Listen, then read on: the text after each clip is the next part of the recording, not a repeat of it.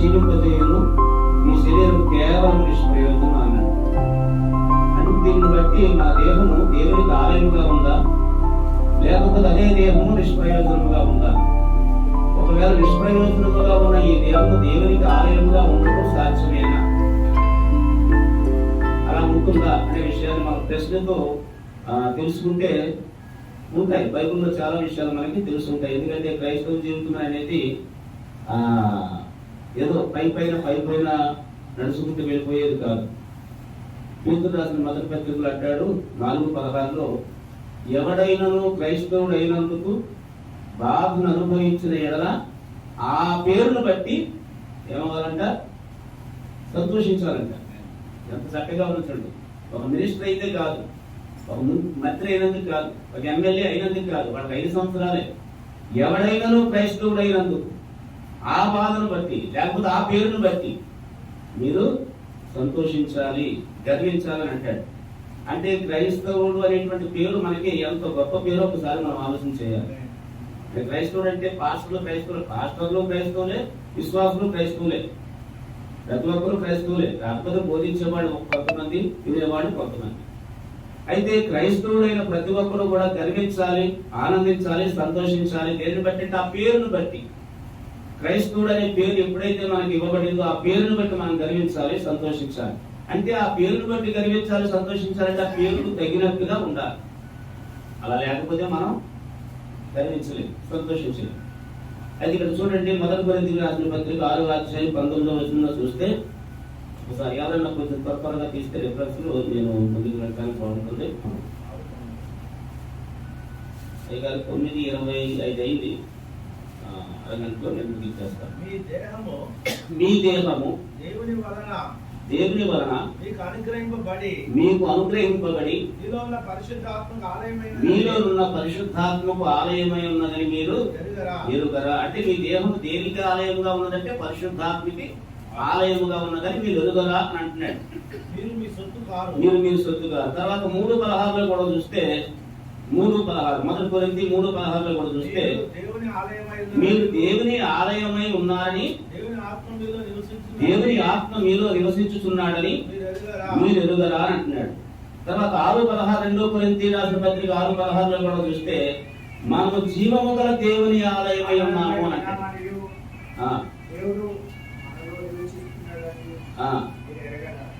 అంటే ఇక్కడ టోటల్ గా మనం చూస్తే మన దేహం దేనికి ఆలయంగా ఉన్నదంటే దేవునికి, దేవుని ఆత్మకి ఆలయంగా ఉంది అని మనం చూస్తూ ఉన్నాం. జాగ్రత్తగా మనం గమనించాలి. మన దేహం దేవునికి ఆలయముగా ఉంది అనే విషయాన్ని మనం గమనిస్తూ ఉన్నాం. ఈ విషయాన్ని గమనించుతూ ఉన్నప్పుడు యోహాను సువార్త 6వ అధ్యాయం 63వ వచనంలో చూస్తే యేసు ప్రభు ఒక మాట అంటాడు. యోహాను సువార్త 6వ అధ్యాయం 63వ వచనంలో చూస్తే, ఆత్మ జీవింపజేయుచున్నది, శరీరము కేవలము నిష్ప్రయోజనం అని అన్నాడు. అంటే జీవింపజేసేది ఏంటి? ఆత్మ జీవింపజేస్తుంది, శరీరము కేవలము నిష్ప్రయోజనం. ఇప్పుడు నిష్ప్రయోజనమైన ఈ దేహము లేకపోతే ఈ శరీరము దేవునికి ఆలయముగా ఉండటం సాధ్యమా? ఉంటుందా? ఉండగలుగుతుందా? అలా ఉంటే ఆ విషయంలో ఎలా ఉండగలుగుతున్నాం అనేది ఒకసారి మనం పరిశీలన చేసుకోవాలి. ఇవన్నీ కూడా కొన్ని విషయాలు మనకి ఆదికాండం 3వ అధ్యాయం 19వ వచనంలో చూస్తే, నీ దేహము మన్నే అంటాడు. నీ దేహము మన్నే అంటే మన్నైన దేహము దేవునికి ఆలయంగా ఎలా ఉంటుంది? ఇంకా పౌలు గారు చూస్తే ఒక చోట ఏమంటాడంటే, నేను నా శరీరంలో మంచిది ఏదీ లేదంటే, మరి మంచిది ఏదీ లేని ఆ శరీరము దేవునికి ఆలయముగా ఉండటం సాధ్యమా? ఉంటుందా అనేది ప్రశ్న. ఉంటుంది, ఎందుకంటే బైబిల్లో ఉంది కనుక అన్ని వాస్తవాలే, అన్ని నిజాలే, పరిశుద్ధాత్మను రాయించాడు కనుక. కాకపోతే దాన్ని పరిశీలన చేసుకుని తెలుసుకోవటం మనకి మంచిది. సరే, ఈ విషయాన్ని మనం చూస్తూ ఉన్నప్పుడు ముందుకు మనం వెళ్తూ ఉంటుంటే, బలహీనమైనటువంటి శరీరము, మన్నైనటువంటి శరీరము, అలాగే నిష్ప్రయోజనమైనటువంటి శరీరము దేవునికి ఆలయముగా ఉండటం ఎంతవరకు సాధ్యమనేది మనము గమనించి ముందుకు వెళ్ళడానికి మనం ప్రయత్నం చేద్దాం. చూడండి, కొరింథీయులకు రాసిన అదే 2వ పత్రిక 6వ అధ్యాయం 19 నుంచి మనం చదివితే మళ్ళా ఒకసారి చదువుదాం. కొరింథీయులకు రాసిన 2వ పత్రిక 6వ అధ్యాయం 16వ వచనం. చూడు, దేవుని ఆలయమునకు విగ్రహములతో ఏమి పొందిక చూడండి, మనము జీవము గల దేవుని ఆలయమై ఉన్నాము. అందుకు చూడండి, అందుకు అంటే దేవుని ఆలయమై ఉన్నాము అని చెప్పి మరలా ఏమక్కడ మాట్లాడుతున్నాడంటే దేవుడు అందుకు దేవుడు ఇలాగ సెలవిస్తున్నాడు. ఏమని సెలవిస్తున్నాడు బాగా గమనించాలి. అందుకు దేవుడు ఇలాగ సెలవిస్తున్నాడు, నేను వారిలో నివసించుదును, వారిలో సంచరించుదును. చూడండి, నేను వారికి దేవుడనై ఉండును, వారు నాకు ప్రజలై ఉండును. అంటే దేవుడు ఏమని సెలవిస్తూ ఉన్నాడంటే నేను వారిలో సంచరించుదును, నేను వారిలో నివసించుదును, నేను వారికి దేవుడనై ఉండును. అంటే మూడు ఎప్పుడు జరుగుతాయో అప్పుడు వాళ్ళు నాకు ప్రజలై ఉంటారు. అప్పుడు ఎవరికి ప్రజలై ఉంటారు? దేవుడు ఎవరిలో నివసిస్తాడో, దేవుడు ఎవరిలో సంచరిస్తాడో, దేవుడు ఎవరికి దేవుడుగా ఉంటాడో వాళ్ళు దేవునికి ప్రజలు. అందరూ ప్రజలు కాదు. మనం 100 మంది వెళ్తూ ఉంటాం, 100 మంది వెళ్తే 100 మంది దేవుడి ప్రజలు అనుకుంటారు, అనుకుంటారు. కానీ దేవుడు అనుకోవాలి. దేవుడు ఎవరిని గురించి అనుకుంటాడంటే నేను ఎవరిలో సంచరిస్తానో, నేను ఎవరిలో నివసిస్తానో, నేను ఎవరికి దేవుడుగా ఉంటానో వారు నాకు ప్రజలు. అప్పుడు వారి దేహము దేవునికి ఆలయంగా ఉంటుంది, అందరి దేహాలు కాదు. అంటే మనం అనుకోవచ్చు నా దేహం దేవునికి ఆలయంగా ఉంచానండి నేను అని మనం అందరం అంటాం. కానీ అందులో ఎవరి దేహము దేవునికి ఆలయంగా ఉందనేది దేవుడు చెప్పాలి. దేవుడు చెప్తేనే మనకి అర్థమవుతుంది. కానీ ఈ విషయాన్ని మనం గుర్తుపెట్టుకుంటూ మరొక విషయాన్ని చదువుతాం. చూడండి, రోమపత్రికలో చూస్తే 7వ అధ్యాయం 24వ వచనంలో పౌలు గారు చక్కటి మాట చెప్తాడు. రోమపత్రిక 7వ అధ్యాయం 24వ వచనం. అయ్యో చూడండి, అంటే ఆ దేహముకు సంబంధించినటువంటి ఆ నిట్టూర్పు, ఆ బాధ పౌలు గారికి ఎంతగా అనిపిస్తుంది అంటే అయ్యో నేనెంత దౌర్భాగ్యుడను. అంటే ఏంటి మరణానికి లోనవుతుంది? శరీరం. ఇట్టి మరణమునకు లోనగు శరీరం అంటే మరణానికి లోనైన శరీరము నుండి నన్ను ఎవరు విడిపించును? ఇది ఒక ప్రశ్న. పౌలు గారికి వచ్చిన ప్రశ్న ఏంటంటే అయ్యో నేను ఎంత దౌర్భాగ్యుడను, ఇట్టి మరణమునకు లోనగు నా శరీరము నుంచి నన్ను ఎవరు విడిపించునని ఆయన ప్రశ్న వేసుకుంటూ ఉన్నాడు. అంటే విడిపించేవాడు ఇంకా ఎవరున్నారు అనే సందేహం ఆయనకు కూడా వచ్చింది. 18వ వచనం కూడా చూద్దాం. 18వ వచనం, అదే 7:18. నా యందు చూడండి, అంటే మరణానికి లోనయ్యే ఆ శరీరములో ఏముంటాదో చెప్తూ ఉన్నాడు. నా యందు అనగా నా శరీరమందు మంచి ఏది చూడండి, నా శరీరమందు మంచిది ఏది నివసింపదని నేను ఎరుగుదును. చూడండి, మంచిది ఏది లేని శరీరముతో ఉన్నటువంటి వ్యక్తి మేలైనది చేయాలని అనుకుంటాడు, కానీ దానిని చేయుటకు నాకు వీలు కలగటం లేదు. అంటే అనుకున్నవాడు ఎందుకు చేయలేకపోతున్నాడు? ఈరోజు మనం అనుకుంటూ ఉంటాం, అనుకున్నది ఎందుకు చేయలేకపోతూ ఉన్నాం. పౌలు గారు చక్కటి మాట చెప్తూ ఉన్నాడు. ఆయన ఎందుకు చేయలేకపోతున్నాడో చూద్దాం, ఎందుకు చేయగలుగుతాడో కూడా చూద్దాం. అంటే ఇటు మరణానికి లోనైనటువంటి నా శరీరం నుంచి నన్ను ఎవడు విడిపించినట్టు ప్రశ్న వేసుకున్నటువంటి ఆ పౌలు గారు మళ్ళీ ఏమంటాడంటే నా శరీరంలో మంచిది ఏది నివసింపదని నేను ఎరుగుదును, మేలైనది చేయవలనని నాకు కోరిక కలిగి ఉన్నను, అది చేయుటకు నాకు మనసు లేదు. తర్వాత నేను చేయగోరు మేలు చేయక కీడునే చేయుచును. అంటే మేలు చెయ్యాలని అనుకుంటున్నాడు కానీ చేయలేకపోతున్నాడు. అక్కడ మనసులో ఉంది మేలు చెయ్యాలి, మంచి చెయ్యాలి, మంచిగా బ్రతకాలి, మంచిగా జీవించాలి, నేను దేవుని నమ్మాను కదా అని అనుకుంటున్నాడు. కానీ అతను అనుకున్నది చేయలేకపోతున్నాడు. అందుకే మేలైన చేయాలని నాకు తెలుసు, నేను అనుకుంటున్నాను కానీ నేను చేయలేకపోతున్నాను. చేయకూడదు అని అనుకున్న కీడు మాత్రం ఏం చేస్తున్నాడు? చేస్తున్నాడు. అంటే చెయ్యకూడదు అనుకున్న కీడు చేస్తున్నాడు, చెయ్యాలనుకున్న మేలు మాత్రం చేయట్లేదు. అంటే శరీరంలో ఎంత స్వభావం ఉందో ఒకసారి ఆలోచించాలి. శరీరం అంటే మనం అనుకోవచ్చు పైకి ఏంటంటే నా పాట లేకపోతే నా మాట లేకపోతే నా ప్రార్థన నా విధానం అంతా బాగానే ఉంది కదా, నేను అన్నింటిలో పర్ఫెక్ట్ కదా అని అనుకుంటావు. కానీ లోపల ఉన్నటువంటి ఆ శరీర భాగాల యొక్క తత్వాలు ఎలా ఉన్నాయో ఒకసారి ఆలోచన చేస్తే పౌలు గారి ద్వారా మనకి చక్కగా అర్థమవుతూ ఉంది. మరొకసారి చదువుతాం. 18వ వచనం. నా యందు అనగా నా శరీరమందు చూడండి మంచి ఏది నివసింపదని నేను ఎరుగుదును, మేలైనది చేయవలనని కోరిక నాకు కలుగుచున్నది కానీ దాని చేయుటకు నాకు వీలు కలుగుటలేదు. కీడైనది నేను చేయగోరు మేలు చేయక చేయకూడని కీడు మాత్రం చేస్తూ ఉన్నాను. ఎందుకు ఇలా జరుగుతుందనే విషయాన్ని మనం గమనిస్తే, అందుకే నీ దేహము దేవునికి ఆలయమా నిష్ప్రయోజనమా? ఒకవేళ నిష్ప్రయోజనం అయితే పౌలు గారు చెప్పింది అన్ని కూడా మనలో జరుగుతాయి. మనం మంచి చేయాలనుకుంటాం, చేయలేము. కీడు చేయకూడదు అనుకుంటాం, చేస్తాం.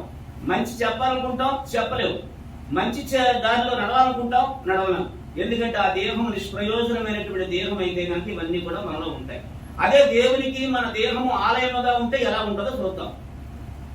అంటే ఇప్పుడు పౌలు గారు చెప్పాడు, మరి ఆయన దేహం దేవునికి ఆలయం కాదా? ఇప్పుడు ఈ సందర్భంలో అక్కడ ఆ ప్రశ్నకి లేకపోతే ఆయన చెప్పినటువంటి ఆ మాటకి ఆయన కూడా చింతిస్తూ ఉన్నాడు. అప్పటికి ఇంకా యేసుక్రీస్తు ప్రభు దర్శనాన్ని పొందుకున్న ఆయన ఇంకా పూర్తిగా దేవుని గురించి తెలుసుకోలేనటువంటి విషయాన్ని ఉన్నట్టుగా మనం గమనిస్తూ ఉన్నాం. ఇప్పుడు చూద్దాం, చూడండి. పేతురు రాసినటువంటి మొదటి పత్రిక 2వ అధ్యాయం, పేతురు రాసినటువంటి మొదటి పత్రిక 2వ అధ్యాయం 10వ వచనం. ఒకప్పుడు ఎవరి దేహము దేవునికి ఆలయముగా ఉంటుందో చూస్తూ ఉన్నాం. ఒకప్పుడు ప్రజగా ఉండక ఇప్పుడు దేవుని ప్రజలైతే, అంటే ఒకప్పుడు మీరు ప్రజగా ఉండకంటే దేవుని ప్రజగా ఉండక, ప్రజలే మనుషులే కానీ ప్రజగా ఉండకంటే నా ప్రజలుగా ఉండక, నా మనుషులుగా ఉండక, నేను ఏర్పాటు చేసుకున్నటువంటి వారిగా ఉండక మీరు లోకంలో లోకస్తులుగా ఉన్నారు. ఒకప్పుడు ప్రజగా ఉండక ఇప్పుడు దేవుని ప్రజలైతిరి. ఒకప్పుడు కనికరింపబడక ఇప్పుడు కనికరింపబడితే, అంటే కనికరము లేనప్పుడు ఏ వ్యక్తి అయినా సరే దేవునికి తన దేహము ఆలయముగా ఉండదు. ఏ వ్యక్తి అయినా సరే, అంటే పైకి ఎంత మరి గొప్పవారైనా సరే, వాడి పెద్ద అంటే బాధకుల్లో పెద్ద బాధకులు ఉండొచ్చు, చిన్న బాధకులు ఉండొచ్చు, ఎవరైనా సరే దేవుడు అంటూ ఉన్నాడు, ఒకప్పుడు మీరు ప్రజగా ఉండక ఇప్పుడు దేవుని ప్రజలైతే, ఒకప్పుడు కనికరింపబడక ఇప్పుడు కనికరింపబడితే.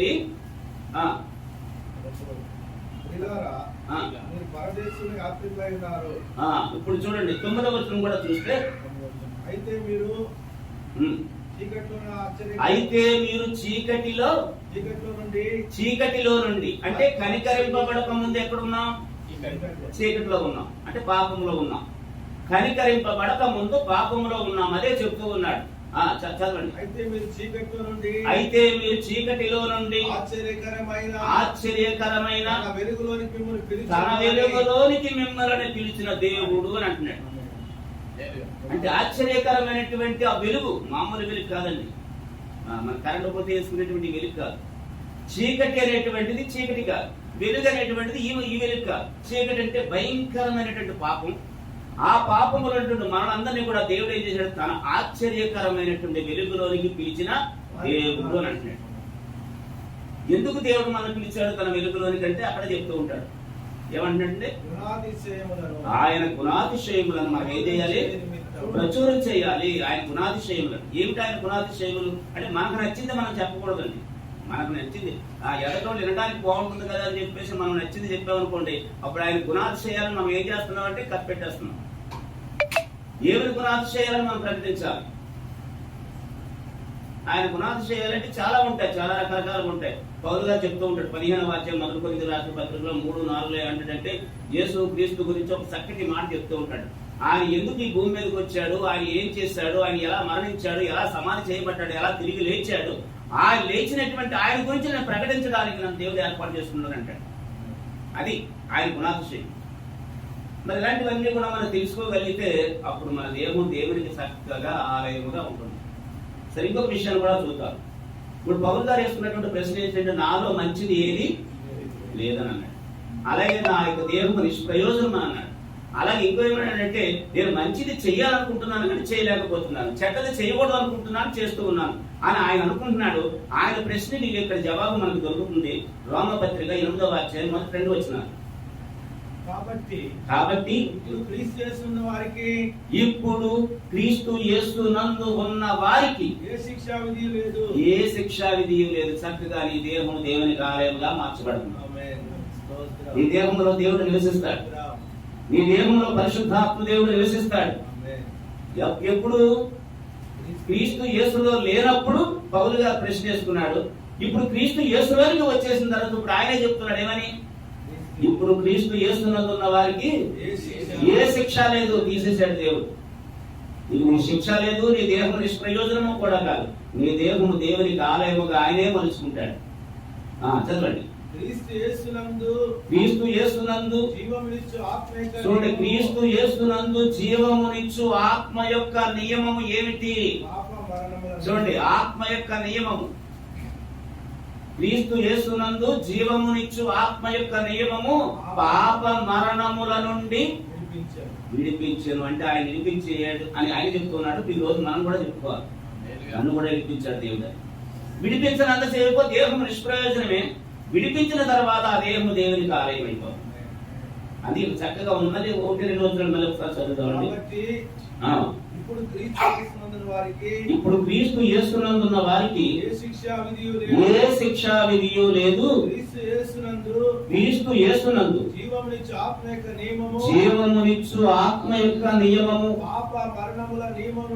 పాప మరణము. చూడు ఎంత చక్కగా ఉందో. పాపము మరణము, పాపము మరణము. ఈ పాప మరణముల నియమము నుండి నన్ను విడిపించిందని పౌలు గారు ఖచ్చితంగా చెప్తూ ఉన్నాడు.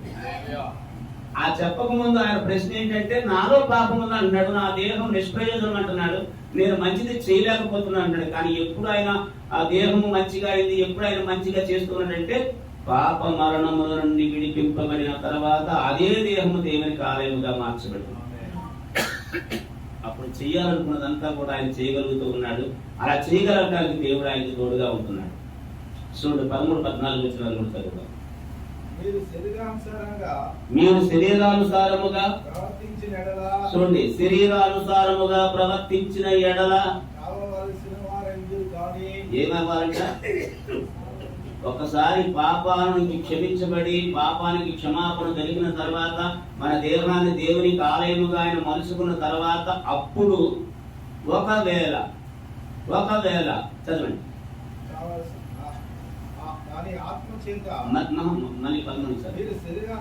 చూడండి, మీరు శరీరానుసారముగా ప్రవర్తించిన ఎడల సావవలసిన వారని అంటున్నాడు. అంటే శరీరం ఎప్పుడైతే దేవునికి ఆలయం అయిపోయిందో ఆ శరీరం నీది కాదు. నీ శరీరం నీది కాదు. ఇంకా అది దేవునిది. ఆయన రక్తం పెట్టి వెలబెట్టి కొనుక్కున్నాడు. ఆయన స్వరక్తం ఇచ్చి సంపాదించుకున్నటువంటి దేహం కనుక ఇప్పుడు ఆ దేహముని ఎంత చక్కగా చెప్తున్నాడు చూడండి. అయ్యా మళ్ళీ చదవండి. మీరు శరీరానుసారముగా ప్రవర్తించిన ఎడల. చూడండి, ఈ మాట అండర్లైన్ చేసుకోవాలండి ప్రతి ఒక్కరు కూడా. ఎందుకంటే ఇది భయం, చాలా భయం అండి, చాలా భయం. ఈ భయంకరమైనటువంటి మాట, ఈ మాట చూస్తూ ఉంటుంటే మరి ఇంతగా ఈ లోకంలో తెలుస్తూ ఉన్నాం. ఏదో సరదాగా మాట్లాడుకుంటున్నాం, సరదాగా నవ్వుకుంటున్నాం, సరదాగా జోకులు వేసుకుంటున్నాం, చేస్తున్నాం. కానీ రేపు పొద్దున ఈ లోకాన్ని విడిచిపెడితే మన జీవితం ఏంటి, మన పరిస్థితి ఏంటి? సరదాలు వేరు, బైబిల్లో ఉన్నటువంటి వాక్య భాగాలని ధ్యానించి దానికి వివరించడం లేదు. సరదాగా మాట్లాడుకోవచ్చు, కానీ తప్పలేదు. కానీ వాక్యాన్ని మాత్రం సరదాగా చూసుకోకూడదు. మీరు శరీరాసులను నెరవేర్చిన ఎడల చావవలసిన వారు. అలాంటి పరిస్థితి ఎప్పుడైనా ఎదురైతే ముందు ఆ శరీర ఆశను చంపాలి. శరీరాశను ఒకవేళ చంపకపోతే అది మనల్ని చంపేస్తుంది. అర్థమైందండి? శరీరాశులు అనేటువంటివి చాలా భయంకరమైనటువంటివి చాలా ఉంటాయి. అందులో 3 చెప్పాడు యోహాను సువార్త, యోహాను పత్రికలో. నేత్రాశ, శరీరాశ, నేత్రాశ, జీవ కుటుంబం. ఇందులో రకరకాలుగా తీసుకోవచ్చు అన్నింటిలో కూడా. ఇవి ఎప్పుడైతే మనకి ఎదురయ్యాయో, ఎప్పుడైతే మనం శరీరాశులకి గురవుతూ ఉన్నామో అలాంటప్పుడు మనం దాన్ని చంపకపోతే, దాన్ని మనం దూరం చేయకపోతే అదే మనల్ని చంపేస్తుంది. అంటే చంపేస్తుందంటే మనం బతికే ఉంటాం, ఆత్మీయంగా చచ్చిపోతాం. చూడండి, దేవుడు ఆదామములు చేసేమన్నాడు, ఈ పండు తినండి, ఈ పండు తినొద్దన్నాడు. ఈ పండు తినండి, ఈ పండు తినొద్దన్నాడు. వాళ్ళు ఏం చేశారు? తినమన్నా పండు తిన్నారు, తినొద్దన్నా పండు కూడా తినేశారు. ఈ తినొద్దన్నా పండు తినకముందు ఆయన ఏం చెప్పాడంటే, ఈ పండు తినిన దినమున మీరు నిశ్చయముగా ఏమవుతారన్నాడు? సత్యదరని అన్నాడు. ఆ పండు తిన్నారు. తిన్న తర్వాత వాళ్ళు ఏమవ్వాలి? దేవుడు చెప్పాడు కదా, చెప్పండి. అంటే నేను ప్రశ్న వేస్తానని అనుకోకుండా దయచేసి మాట అర్థం కావడం కోసం అడుగుతున్నాను. నేనే వాకింగ్ చెప్పేటప్పుడు ఎప్పుడు కూడా ఎవరైనా సరే మీరైనా నేనైనా అందరం కూడా ఇక్కడ సమానమే. ఇది టీచింగ్ కాదు. ఇక్కడ ఉన్నవాడు ప్రశ్నలు వేస్తే కూర్చున్నవాడు జవాబులు చెప్పడానికి అది నాకు మంచిగా అనిపించింది. మనం అందరం సేవకులమే, మనం అందరం కూడా దేవుని పిల్లల్లో వాడపడుతూ ఉన్నాం. ఇప్పుడు ఆ పండు తిన్న తర్వాత మీరు ఏ వ్యవహారం దేవుడు చెప్పాడు? నిశ్చయంగా చచ్చిపోతారు. చచ్చిపోయే వాళ్ళు కళ్ళు తెరుచుంటారా, కళ్ళు మూసుకుంటారా? ఏమండి?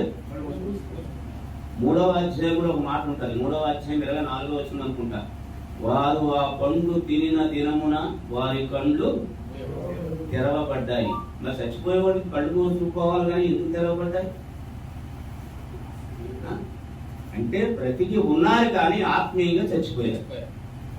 మనుషులు బ్రతుకున్నారు, ఆత్మీయంగా చచ్చిపోయారు. అంటే చచ్చిపోవటం కళ్ళు మూసుకు నిజంగా చచ్చిపోవటం అంటే దేవునికి దూరం అయిపోవటం. దేవునితో ఉన్నవారు, దేవునితో సావాసం కలిగిన వారు, దేవునితో కలిసి జీవించేవారు ఎప్పుడైతే ఆ పండు తిన్నారో దేవుడు అన్నాడు నిశ్చయంగా మీరు చచ్చిపోతారంటే, చచ్చిపోవడం అంటే ఏంటంటే నాకు దూరం అయిపోతారు మీరు. ఇక దేవునికి దూరం అయిపోయి బ్రతికే బ్రతుక ఇంకా అలాంటి బ్రతికి ఎక్కడున్నా ఉంటే అక్కడికి పోయినా ఉంటే. కనుక చాలా విషయాలు మనకు అంటే బైబిల్లో చూసుకుంటుంటే చాలా విషయాలు భయాన్ని కలిగిస్తాం. భయం ఎప్పుడు ఉంటే మనిషికి తప్పు చేయలేదు. భక్తి సరిపోదు. ప్రతి ఒక్కరికి భక్తి ఉంటుంది. యేసు ప్రభు గుడికి వచ్చిన వాళ్ళకి, లేకపోతే మీటింగ్కి వెళ్ళిన వాళ్ళు అందరూ ఎవరంటే భక్తులే. భక్తి సరిపోదు, భయం ఉండాలి. భయంతో కూడిన భక్తి ఉంటే ఏ వ్యక్తి తప్పు చేయడు. భక్తి మాత్రం ఉంటే మాత్రం రకరకాలు వాళ్ళు ఇష్టం వచ్చినట్టు వాళ్ళు వెళ్ళిపోతూ ఉంటారు. భయం ఉండాలి, ప్రతి వ్యక్తికి భయం ఉండాలి. భయం ఉంటే మాత్రం ఏ వ్యక్తి తప్పు చేయడు. అందుకే యెహోవా యందు భయభక్తులు గలవారి ఎడల ఆయన దూత వారి చుట్టూ కావలి ఉంటుంది. చుట్టూ అంటే ఎదురు ముందు వెనక కాదు, చుట్టూ. అంటే ఒక సర్కిల్ తీసుకున్న సర్కిల్లో నువ్వు కూర్చుంటే నీ చుట్టూ ఎవరుంటారు? దూత. ఎటు పక్క నుంచి నీకు అపాయం వచ్చినా కూడా దూత చూసుకుంటాడు. యెహోవా యందు భయభక్తులు కలిగి ఉంటే, భక్తి కలిగి ఉంటే కాదు, భయభక్తులు కలిగి ఉన్న వారి ఎడల యెహోవా దూత కావలి ఉండును అనేటువంటి మాట కూడా మనం చూస్తున్నాం. సరే, మంచిది. ఇంకొక విషయాన్ని కూడా చూద్దాం. రామపత్రిక 12వ అధ్యాయం 1వ వచనం కూడా ఒకసారి చూసుకొని ముగించుకున్నాం. చూడండి,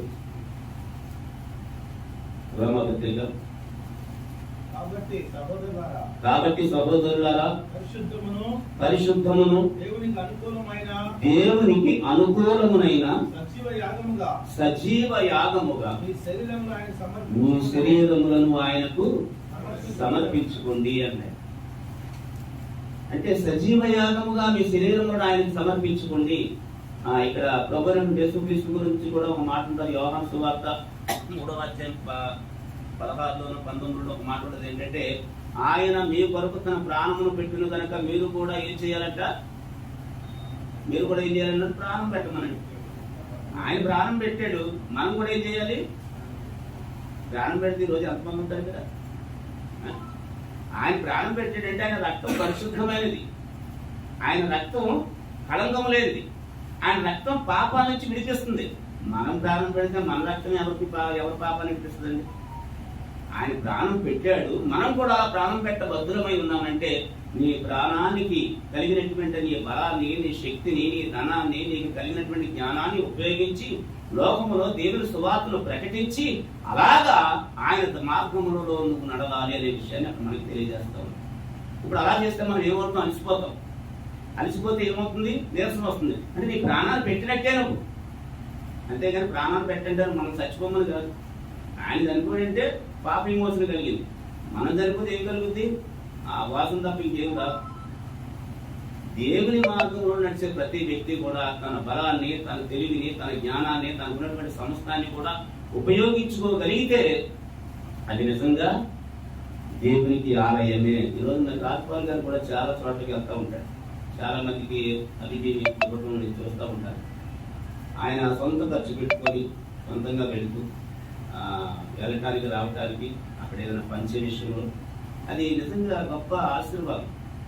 అలాంటి ఆశీర్వాదము చాలా మందికి అవకాశం ఉన్నా కూడా చేయరు. అవకాశం ఉంటారు, చాలా మందికి చేయరు. కానీ కొంతమందికి అవకాశం కల్పించుకొని చేస్తూ ఉంటారు. అలా ఉండటం మనకి మంచిదనే విషయాన్ని మరొకసారి మీకు జ్ఞాపకం చేస్తూ, మరి ఈ రోజు మనం చదువుకున్నటువంటి చూసినటువంటి వాక్య భాగంలో నుంచి మన దేహము దేవునికి ఆలయముగా ఉన్నదా లేకపోతే నిష్ప్రయోజనముగా ఉన్నదా అనే విషయాన్ని మరొకసారి మనం జ్ఞాపకం చేసుకొని, మన దేహము దేవునికి ఆలయముగా ఉండాలంటే మొదటి పేతురు రాసిన పత్రికలో మనం చూసాం. ఒకప్పుడు మీరు ప్రజగా ఉండగా ఇప్పుడు దేవుని ప్రజలైతే, ఒకప్పుడు కనికరింపబడగా ఇప్పుడు మీరు కనికరింపబడితే అనే మాట మనం చూస్తూ ఉన్నాం. అలాగే 2 కొరింథీయుల రాసిన పత్రిక 6వ అధ్యాయం 19వ వచనంలో కూడా మనం చూసాం. దేవుడు మీలో ఉండి, దేవుడు మీకు దేవుడై ఉంటే, దేవుడు మీలో సంచరిస్తూ ఉంటే మీరు ఆయన ప్రజలు అవుతారు అనే విషయాన్ని కూడా చూసాం. కనుక ఇప్పుడు ఆయన ప్రజలుగా ఉన్నామా లేకపోతే మామూలుగా ఇతర సాధారణమైనటువంటి ప్రజలుగా ఉన్నామా అనేటువంటి ప్రశ్న మనమే వేసుకోవాలి. మరి ఈ వాక్యాన్ని మరి చెప్పడానికి అవకాశం ఇచ్చినటువంటి పెద్దలకు, దైవ సేవకులకు, కమిటీ వారికి అందరికీ కూడా నా హృదయపూర్వక వందనాలు తెలియజేసుకుంటూ ముగిస్తూ ఉన్నాను.